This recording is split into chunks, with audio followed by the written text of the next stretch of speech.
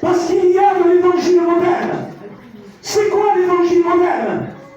C'est des chants, c'est du bruit. Venez à l'église. Mais j'aimerais te dire que l'église ne peut pas te sauver. L'église ne va pas faire partir l'angoisse que tu as. L'église ne peut pas enlever le péché qui est en toi. L'église ne peut pas enlever les ténèbres qu'il y a dans ta maison. Parce que je vous promets que les ténèbres ont touché notre peuple. Notre peuple est touché par des ténèbres. Les foyers sont touchés par les ténèbres. Des maisons sont touchées par des ténèbres. La Bible parle qu'un jour il y avait un peuple, une nation qui était engloutie dans les ténèbres. Pourquoi autant de ténèbres? Parce qu'au jour d'aujourd'hui, on dit que nous ne faisons pas où.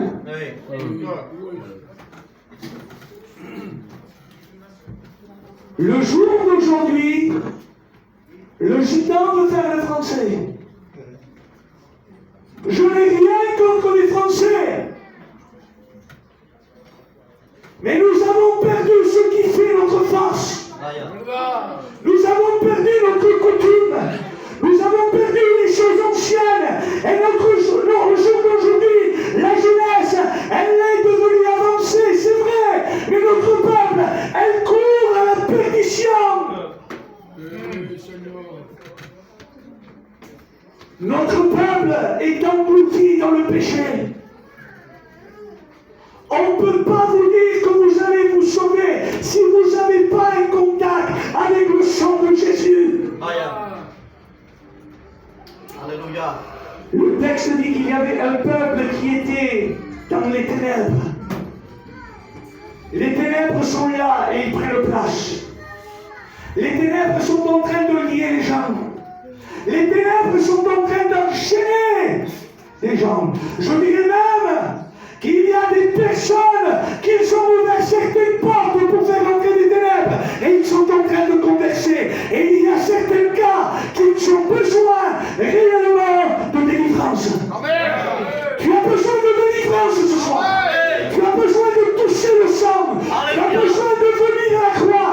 Ce soir, je ne te présente pas une religion. Amen. La religion, elle sait quoi faire. La religion, elle sait venir. La religion, elle sait soigner. Je ne te veux pas te soigner. Je veux te guérir. Et le médicament, c'est la parole de Dieu. Tu as besoin de la parole de Dieu.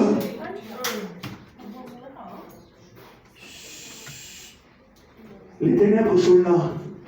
Et même des gens entendent des voix. Pourquoi il y a des angoisses? Les angoisses, c'est une oppression. Et l'oppression, elle vient, je le dis, elle vient du diable. Beaucoup de personnes se croient en sécurité parce qu'ils participent à des réunions. La réunion, elle ne peut pas te sauver. Et l'apôtre Jean, dans son temps, l'avait tellement compris. Je termine, 2 minutes. Il avait tellement bien compris. Il dit là, nous avons appris. Épître de Jean. Nous avons appris de lui. Pas des mouvements, pas des pasteurs, pas du comité, pas de la mission. Nous avons appris de lui, du ciel, de la gloire, que Dieu est lumière. Amen. Il est lumière. Amen. Et en lui, il y a plein de ténèbres. Amen. La lumière, elle a un but, c'est d'éclairer ta vie. Amen. La lumière, elle a un but, c'est d'éclairer ta maison. La lumière, elle a un but, c'est d'éclairer ton âme. La lumière, elle a un but, c'est de arracher les ténèbres. La lumière, elle a un but, c'est de te faire connaître Dieu. La lumière, elle a un but, elle se nomme Jésus. Amen. Il est la lumière et il est venu éclairer tous ceux qui sont dans les ténèbres. Amen. Je brise toutes ténèbres ce soir. Amen. Je brise toute grâce. Je brise tout esprit de dépression. Je brise tout esprit de suicide. Ce soir, au nom de Jésus, la lumière, les chaînes vont se délier parce que la lumière est là. Il a besoin de lumière. Alléluia. Un jour, il y avait un homme. C'était un geôlier. Cet homme avait frappé 2 hommes. Je passe vite, je ne prêche pas. C'est juste, on effleure la parole de Dieu. C'était un geôlier. Le livre des Actes nous dira qu'il avait frappé 2 hommes de Dieu. Il s'est mis au parade. Il les avait frappés. Et là, dans la prison, il y avait 2 hommes, Paul et Silas. 2 hommes de Dieu. Là, normalement, lorsque quelqu'un est en prison, la logique humaine, c'est que un prisonnier a besoin de liberté. Et c'était dans une prison. Cet homme n'a pas de nom. On l'appelait un geôlier. Cet homme avait frappé. C'était son métier. Il était payé, gouverné pour faire son travail. Et à un moment donné, il y a 2 hommes de Dieu liés des pieds et des mains. On les a renversés de coups. Et ils sont en prison. Comme si les puissances des ténèbres pourraient retenir la parole de Dieu. Alléluia. Il n'y a rien qui retient la parole de Dieu. Aucun démon, aucune forteresse, aucun roi, aucune religion ne peut retenir la parole de Dieu. Savez-vous pourquoi? Parce qu'elle a plein d'esprit, ouais. Amen. Et là, la parole, on essaie de l'enfermer. Paul et Silas, c'était le symbole de la parole de Dieu. C'est des gens de Dieu, ils annoncent l'évangile. Et on l'écoute. Et là, il y a quelque chose qui se passe. Ils disent, Paul, Silas, Caphan. Qu'est-ce qu'on fait? Là, il y a des drogués.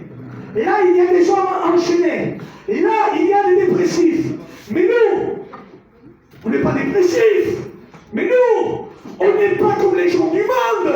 Il dit, Paul, nous allons faire quelque chose. Nous allons chanter. Alléluia.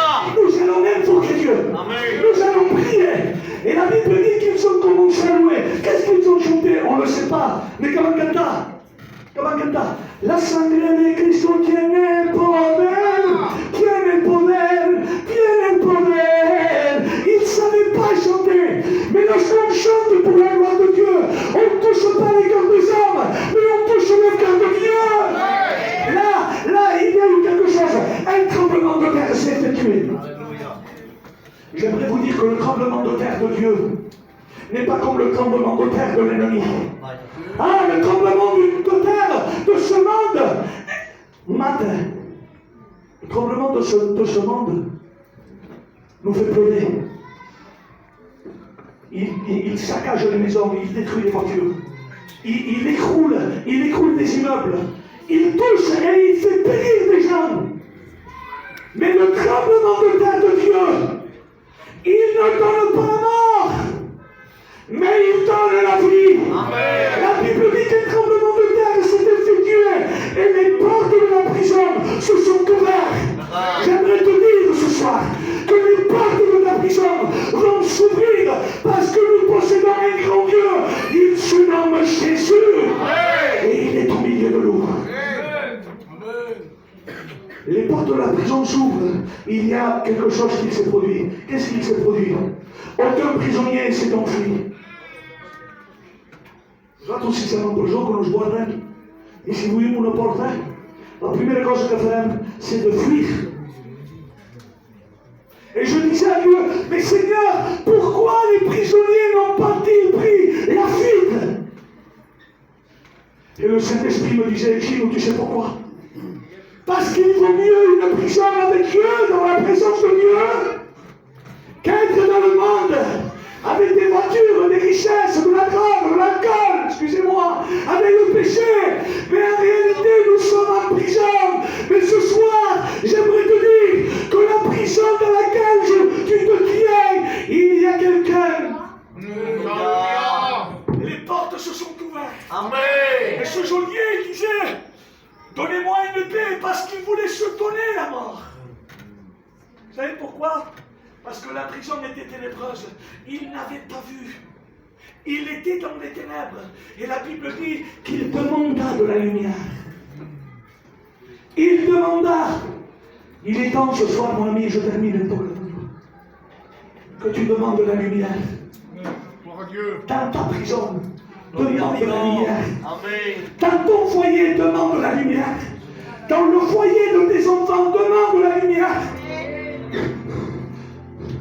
Dans ton foyer, dans ta maison, demande de la lumière. Parce que le prince des ténèbres, c'est Satan et ses démons. J'aimerais vous dire qu'il vient pour vous mettre en prison.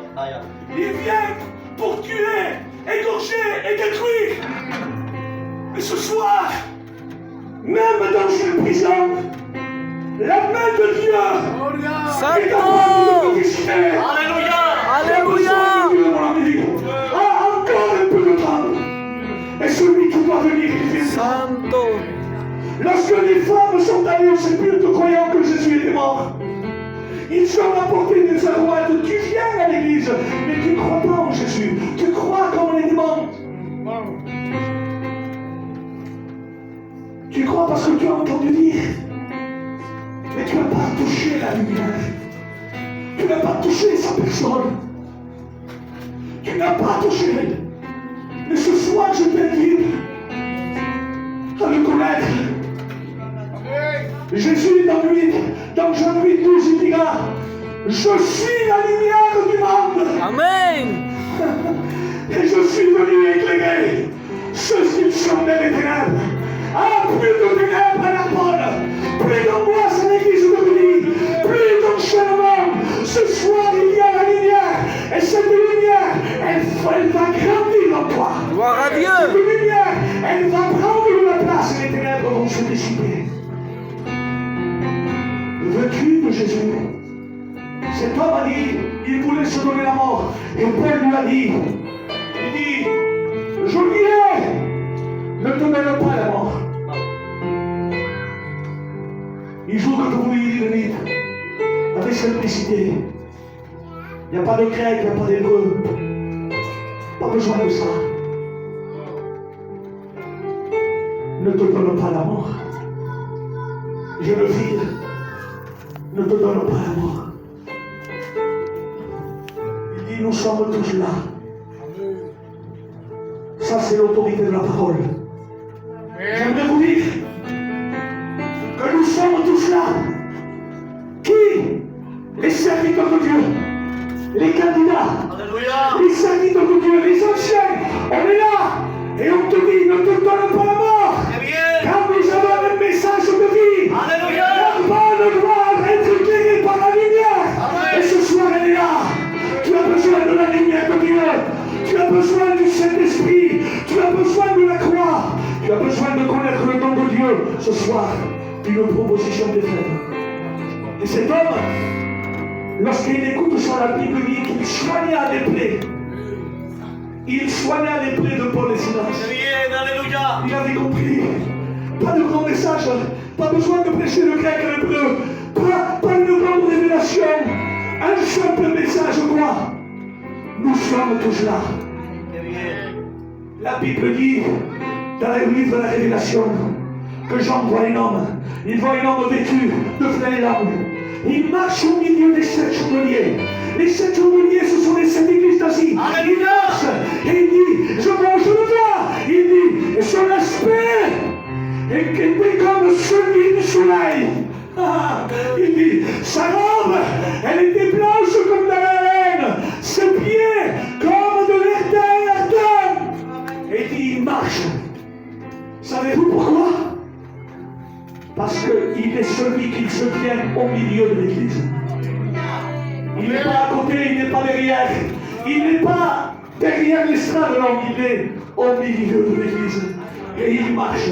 Savez-vous pourquoi? Parce que quand il marche, de lui-même sortent les rayons. C'est pas moi qui le dis. Lorsqu'il a été transfiguré, la Bible dit que son esprit allait changer. Et son visage devenait resplendissant. Tu as besoin de Jésus. Sans Jésus, tu es perdu. Le gitanisme ne va pas te sauver.